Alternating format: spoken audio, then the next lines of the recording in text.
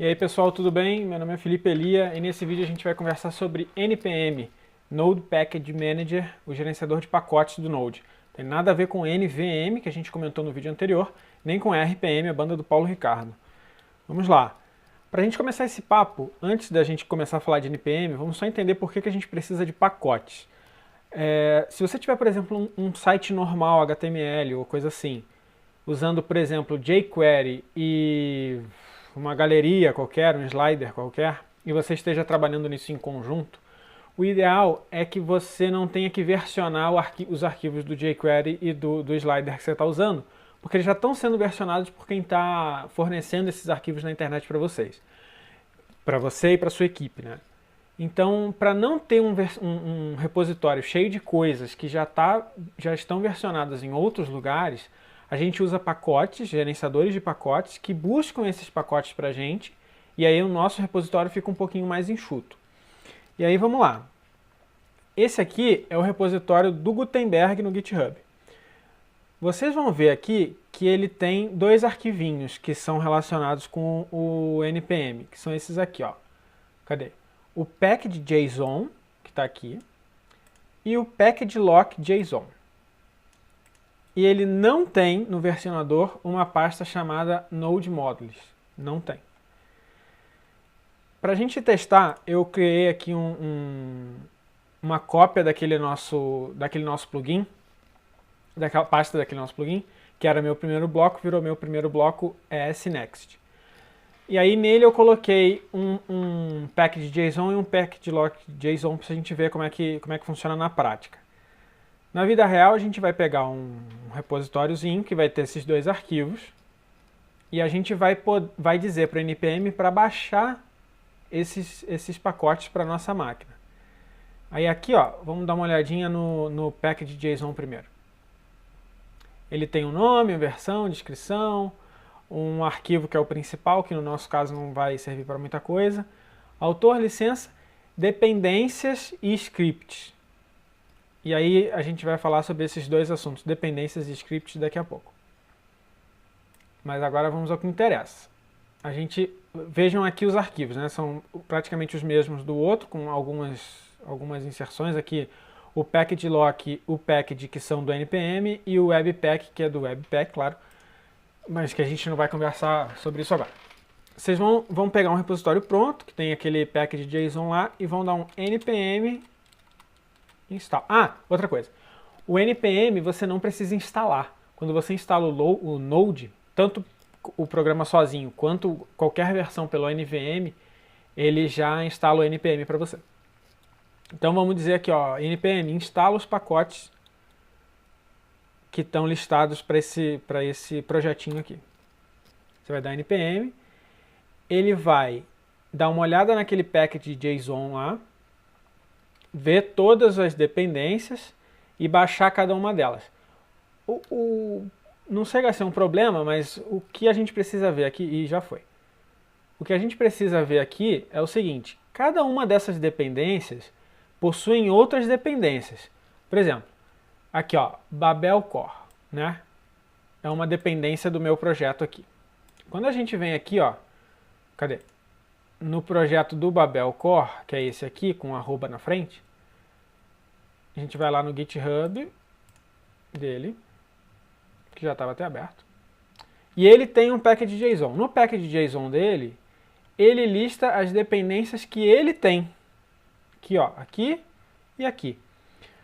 Então o que acontece? O nosso projeto tem o Babel Core como dependência e o Babel Core tem um monte de outras dependências. Quando a gente dá o npm install, a gente está dizendo para o npm ir catando a dependência de todo mundo. E o npm, por padrão, vai pegar essas dependências e baixar tudo para a pastinha Node Modules que está aqui. Tá vendo que a pasta tem um monte de coisa? Cada pastinha dessa é um pacotinho da npm. E a gente viu lá que tem dois Babel Core, né? Tem este aqui, Babel Core com arroba na frente, e o sem arroba na frente. O sem arroba na frente, você vê que ele não é atualizado há 7 meses. E o com arroba na frente foi há 16 dias atrás. O com arroba na frente é um pacote com escopo. Então, quando a gente pede para baixar, ele baixa tudo dentro de uma pastinha só. fica mais organizado, né? É uma coisa que o pessoal está começando a implementar mais recentemente. Então a gente foi e instalou. Aí, voltando àqueles dois assuntos que eu deixei para depois, né? Dependências e scripts. Dependências são 4 tipos, a gente vai falar sobre 2 aqui rapidinho. Dependências normais e dependências de desenvolvimento. Dependências de desenvolvimento são as dependências do seu projeto que só precisam ser baixadas para quem está desenvolvendo.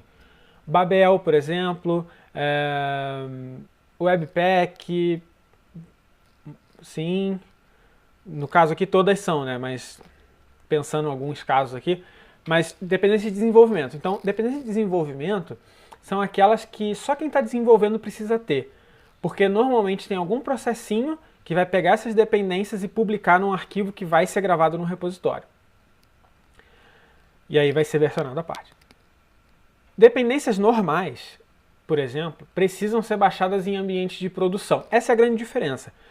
Dependência de desenvolvimento são ambientes de desenvolvimento e dependências que não são de desenvolvimento são as dependências que você precisa ter em ambiente de produção. Por exemplo, você tem um projetinho fora do WordPress que usa jQuery. Então, o jQuery pode ser para você uma dependência normal. E aí você vai ter, dentro do Node Modules aqui, uma pastinha com jQuery que você pode chamar no teu HTML lá, apontar direto para Node Modules. E aí você não precisa ter o jQuery no teu repositório, no teu GitHub, no teu Bitbucket, mas se você executar o npm install lá, para ambiente de produção, o jQuery vai estar lá.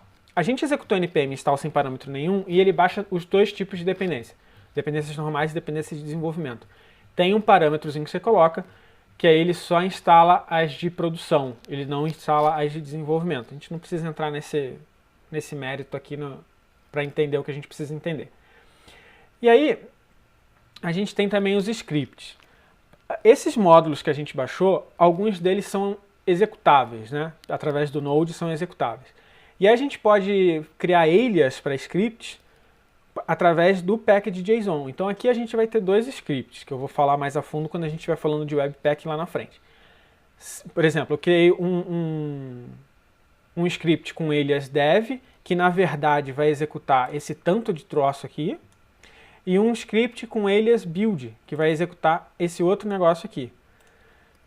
E aí aqui eu vou dizer assim, ó, vejam, eu vou dar um spoilerzinho daqui do que vai acontecer lá na frente, mas eu vou executar o npm, o script lá do package.json, o build. A gente faz assim, ó, npm run build. E aí o npm vai executar crossenv, nodeenv igual e tal. Ele foi, executou, e aí ele criou um arquivinho aqui, que é exatamente o que esse comando faz. Esse aqui de baixo. Beleza? Então, o que a gente precisa entender? Se a gente pegou um projetinho pronto, a gente vai ver se ele tem um package.json pelo menos, ou package.json e package.lock. O package.lock ele serve para o NPM se encontrar de quais versões ele já baixou. E aí quais versões são os limites e quais versões ele baixou das dependências e tal. Normalmente os projetos vêm com esses 2 arquivos, package.json e package.lock, JSON também. Então, deixa eu limpar aqui, ó. Se ele vem com esses dois arquivos, a gente dá um npm install, ele vai lá, baixa as dependências, cria a pastinha node modules se já não existir, como aqui o meu já existiu, ele não fez nada, só foi lá e voltou. Ele criou a pastinha node modules, botou tudo lá e a gente vai usar conforme precisar. Beleza? Então esse foi o papo sobre npm. A gente no próximo vídeo vai ver por que eu usei essas 5 dependências aqui. E a gente vai começar a conversar sobre o Webpack, Babel e esse crossenv aí, que é um negócio bem pequenininho, mas é bem legal. Valeu, pessoal. Não esquece de curtir o vídeo, comentar aí embaixo, compartilhar com os amigos de vocês. Valeu, abraço!